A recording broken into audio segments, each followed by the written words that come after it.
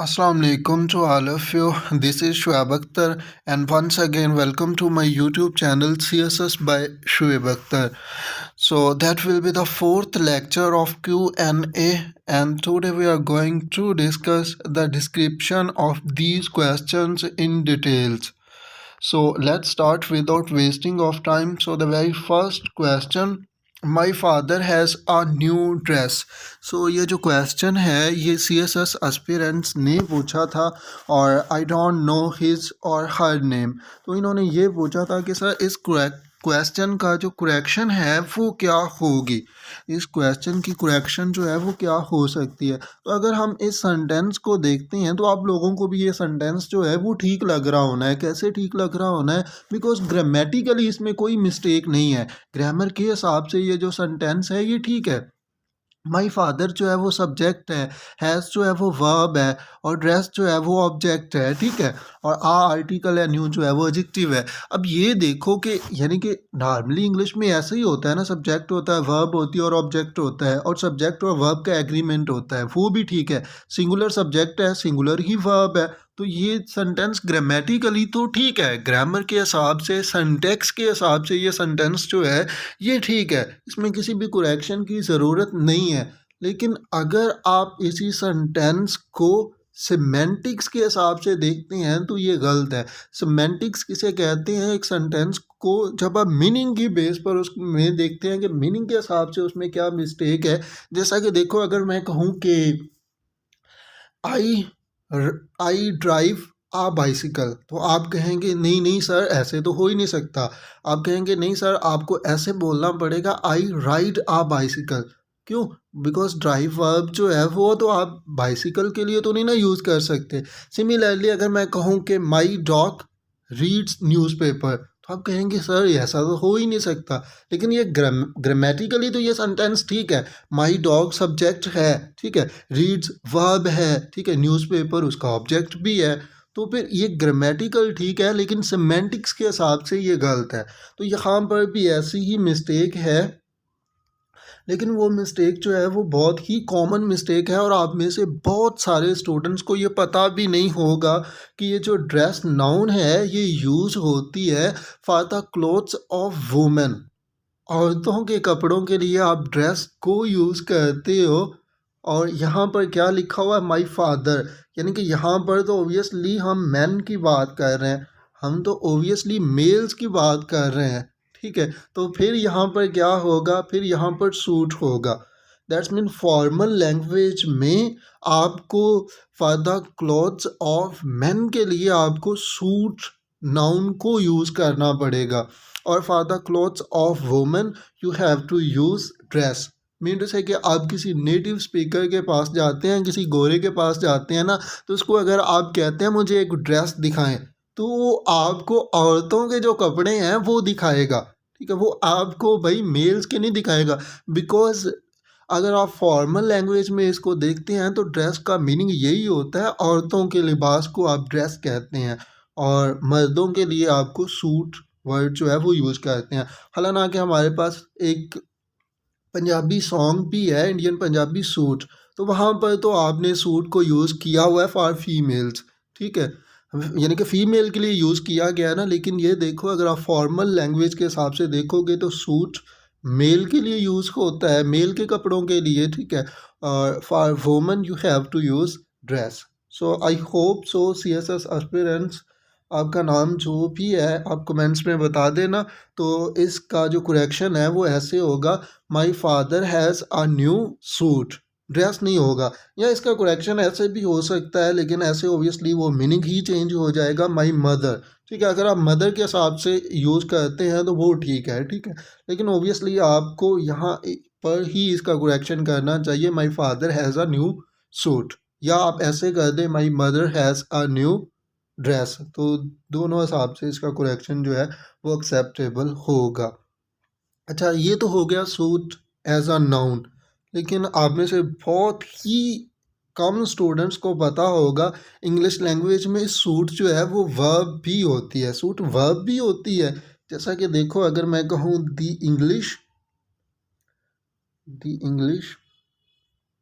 Dress well. अच्छा, तो यहाँ पर ये देखो दी इंग्लिश का क्या मतलब है, दी इंग्लिश पीपल।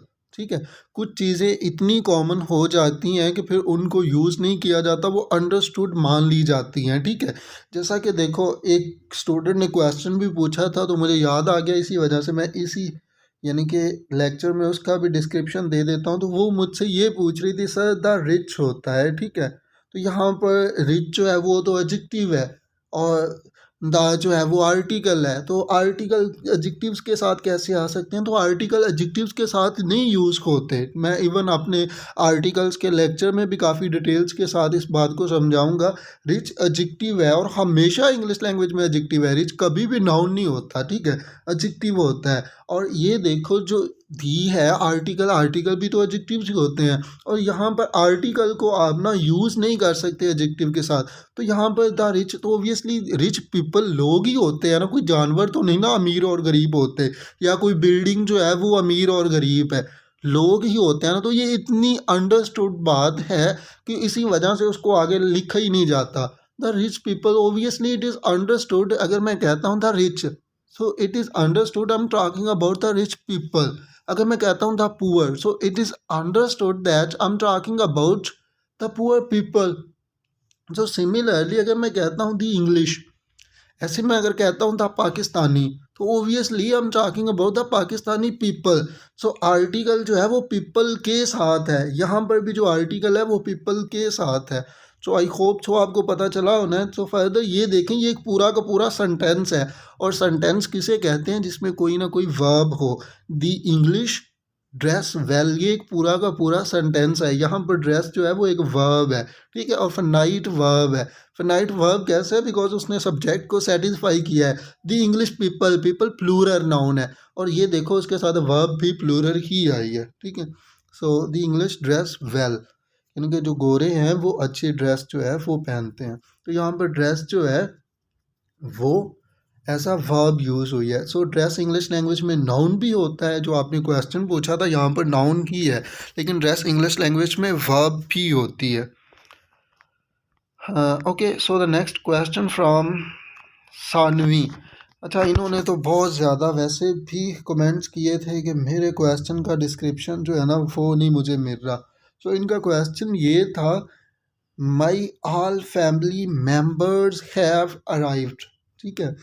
तो एक्चुअली ये देखो, फर्स्ट ऑफ ऑल तो आपको ये पता होना चाहिए कि जितने भी डिटर्मिनर्स हैं वो ऑल के बाद यूज़ होते हैं, चाहे वो आर्टिकल्स हैं चाहे वो एडजेक्टिव्स हैं, ठीक है। जैसा कि देखो बिगेस्ट एग्जांपल अगर मैं कहूँ, ऑल द बेस्ट होता है, ठीक है, तो यहाँ पर भी आपने आर्टिकल को ऑल के बाद में यूज़ किया, ठीक है। कभी भी आपने ऐसे सुना कि द ऑल बेस्ट, ओबियसली नहीं होता। ऑल के बाद जितने भी डिटर्मिनर्स हैं उनको यूज़ किया जाता है, all the best. So similarly यहाँ पर भी ऑल जो है वो स्टार्टिंग में आएगा, ठीक है।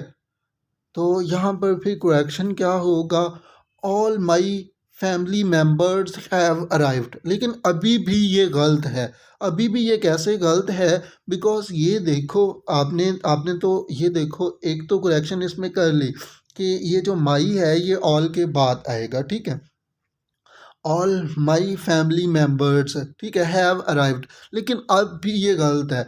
गलत कैसे है, फैमिली क्या है, कलेक्टिव नाउन है, मेंबर्स क्या है, उसी कलेक्टिव नाउन की कॉमन नाउन है, ठीक है। उसी कलेक्टिव नाउन की कॉमन नाउन से क्या मेरा मतलब है कि यानी कि वो उस कलेक्टिव नाउन जिस कॉमन नाउन के कलेक्शन से बना है ना, तो वो भी साथ ही उसके मेंशन है, ठीक है। जैसा कि देखो स्टूडेंट्स किसका कलेक्शन होता है, क्लास, मीन से कि क्लास जो है वो स्टूडेंट्स का कलेक्शन है, वेरी सॉरी, ठीक है। यानी कि जो स्टूडेंट्स है इस को मिलाकर हमने क्लास जो है वो एक कलेक्टिव नाउन बनाया, ठीक है।